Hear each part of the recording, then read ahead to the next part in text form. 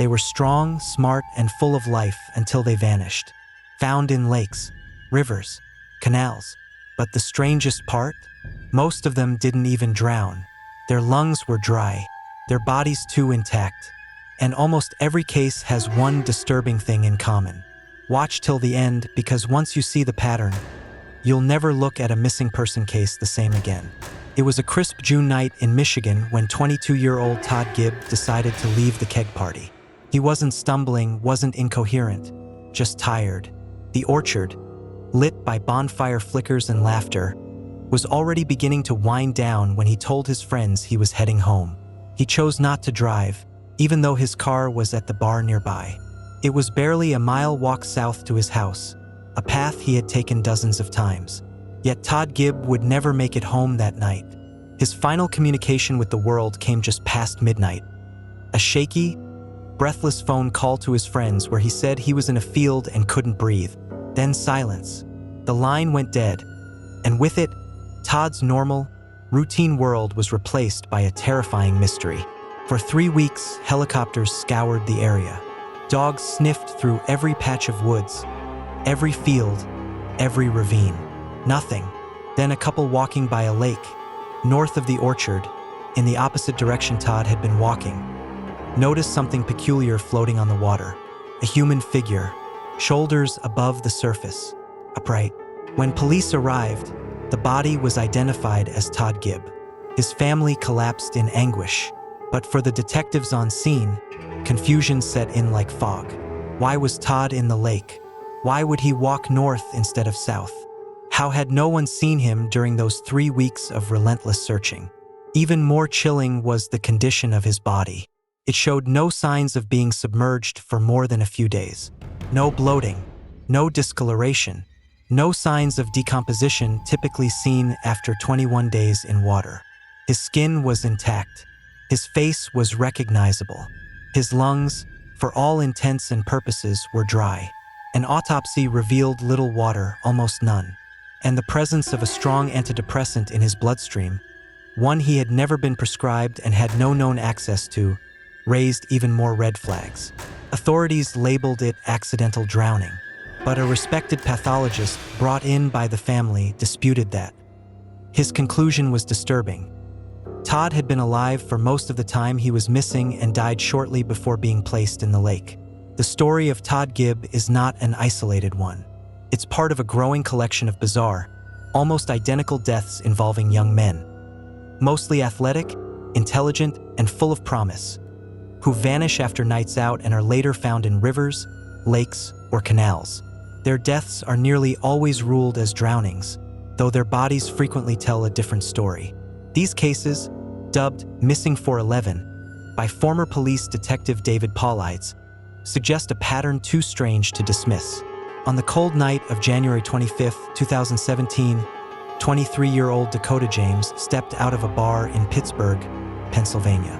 Surveillance footage captured him walking alone through a plaza, phone in hand, calm and purposeful. He didn't look drunk. He didn't appear troubled, but he never made it home. The next morning, when he failed to show up for work, a rare and alarming occurrence. His employer contacted the police, who promptly alerted his family. A full search began. Flyers went up. Volunteers canvassed neighborhoods. The river was combed. Yet for 40 agonizing days, there was no sign of Dakota. Then, 10 miles downriver, his body was found. It was pristine. No cuts, no abrasions, no sign of having passed through the dam that separated the point he went missing from the spot he was found. That dam was notorious, shredding anything unfortunate enough to be caught in its pull. Yet Dakota's body showed none of those signs. A toxicology report later revealed high levels of alcohol and GHB, a powerful sedative, in his system. Again, like Todd, there was no water in his lungs. The medical examiner ruled it an accidental drowning. But the James family could not accept that. They hired renowned forensic pathologist Dr. Cyril Wecht, who examined Dakota's body and pointed out ligature marks around his neck, evidence that he believed suggested gripe in the neck. The official examiner dismissed this as dried blood. Wecht insisted otherwise. He also concluded that the body had only been in the water for a few days. So where had Dakota been for over a month? Who had him, and why? Lucas Holman's death would follow the same grim script. A gifted athlete, 6'3" and bursting with potential, Lucas was a Division I basketball recruit whose love for the game eventually gave way to dreams of finance and business school. On September 29th, Lucas and his friends celebrated at an Oktoberfest event in La Crosse, Wisconsin. They drank beer, wandered through downtown bars, and laughed into the night. But somewhere along the way, Lucas disappeared. His friends, perhaps dulled by alcohol and trusting his size and confidence, didn't immediately panic. But by morning, when Lucas couldn't be reached, worry turned into dread. The police were brought in quickly. They traced the steps Lucas might have taken, checked local surveillance cameras, but the footage was mysteriously unavailable. All the downtown bar's cameras, all of them, were reportedly down that night. Then a tip came in. A person claimed to have seen Lucas after he left the bars. Hope flickered, but it died quickly. That person had fabricated the entire encounter and was charged with lying to the police. On October 2nd, Lucas's body was found, submerged in just 10 feet of water, close to shore. It wasn't the first place search teams had checked, but this time the divers were successful. What they found, however, only deepened the mystery. Lucas had been in the water for only 8 to 12 hours, despite being missing for days. Toxicology revealed high levels of alcohol and, once again, GHB. His belt was fastened tighter than normal, an odd and unexplained detail. Stranger still, the day after he vanished, his phone alarm rang out from under his own bed. His roommate, who had been home the entire time, woke to the sound. He hadn't seen Lucas return. No one had, and yet the phone was there. No signs of struggle. No sign of where Lucas had been for 2 to 3 days. No answers, and no justice. Just like Todd, just like Dakota. Across North America, stories like these are multiplying. Healthy, intelligent young men, mostly college-aged, often with athletic or academic success, vanish under eerily similar conditions. Many are last seen at or near bars. Many are found in bodies of water, rivers, lakes, canals, with no signs of typical drowning. No water in the lungs, no significant decomposition despite days or weeks missing. In some cases, they are found in areas previously searched, as though their bodies were placed there deliberately. GHB appears again and again. So do stories of pristine corpses, tightly buckled belts, and out-of-place items that suggest someone else had possession of the victim before their death. Some investigators have gone so far as to connect these events to an alleged group of serial life-taker known as the smiley face life-takers. The theory proposes that this network of individuals, possibly operating in multiple cities, aids and holds their victims before disposing of them in water. Supporters of this theory point to the recurring presence of smiley face graffiti near the locations where bodies are found. Skeptics argue it's coincidence. There are thousands of smiley face tags scrawled across public surfaces.